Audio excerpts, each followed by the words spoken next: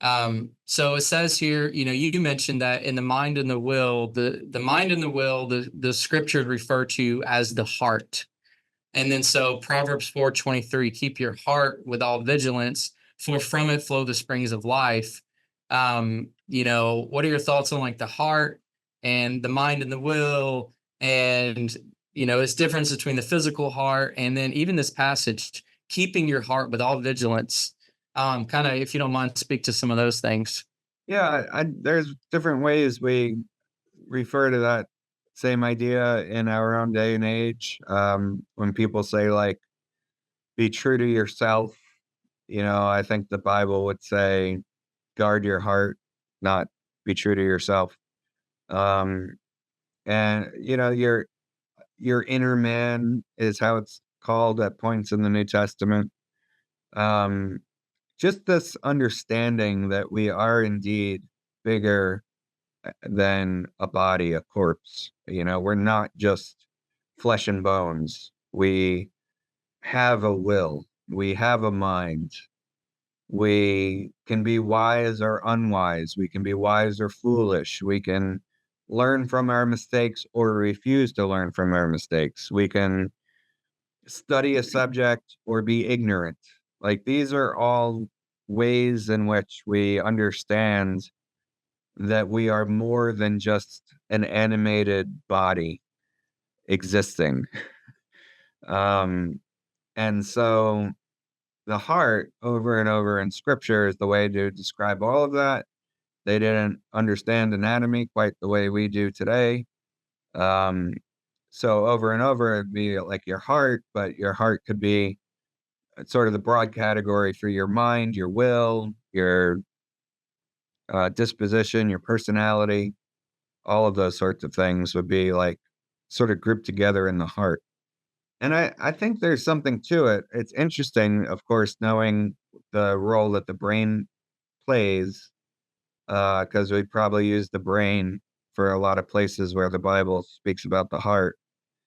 But what's so interesting to me is that if you have a shock or like a sudden fear, you do feel it in your stomach, not in your brain. Like, you're not like, "Oh my goodness, I was so scared, my brain hurts." You're like, "Oh, my heart just skipped a beat. I'm so afraid, my heart just skipped a beat," even if it didn't skip a beat. People say that. Or you have, like, a sinking feeling in your stomach, like or if you go on a roller coaster, same thing. It's like you feel this tension in your torso, not in your, cranium. And so I think it's interesting to go back and just consider the idea of a heart, and then, of course, Valentine's Day, right? Like, so much revolves around the heart, and making so much of it. Like, we all understand even today, if I say, like, to my wife, if I say to my wife, "You have my heart," she knows exactly what I'm talking about. She's not like, "I don't really want this bloody organ with ventricles." She understands that I mean something metaphorical, by referring to my heart, and it's that inner man, the will, the personality, all that I am, my essence, my essence that is bigger than, um, physical parts and components. Yeah, And gotcha. Yeah, that makes sense. Yeah, those are yeah, kind of almost metaphorically understanding everything, and yeah, not I don't really think the scriptures, it kind of tells us what the heart is, but it doesn't like fully define it. And even today, we don't really know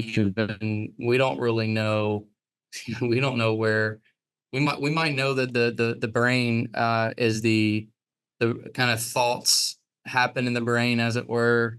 But it still doesn't describe the fullness of kind of what we are and so forth. So you can't really pin down heart. It's more like you said, sort of more metaphorical to describe all that makes us mankind, man and womankind. And I will say that, in terms of their stomach, I do believe that I think I don't know if most of our serotonin or a large aspect of our serotonin is created in the stomach. Oh, So wow. I wonder if some of that, yeah, like so I take I take some SSRIs, Mhm. selective serotonin reuptake inhibitors. Okay. And so one of the struggles I had was nausea, Mm, just really bad nausea. And so I've had to decrease the amount that I took just to kind of be good to go. But yeah, there for a while it was a real struggle. But because serotonin, there's a lot of it in your stomach. And so even like pregnant women, I think they'll have like a lot of nausea and stuff. So they'll have to drink like ginger or take ginger because something about like being pregnant. Obviously it's I'm not like an expert on pregnancy or anything like that. But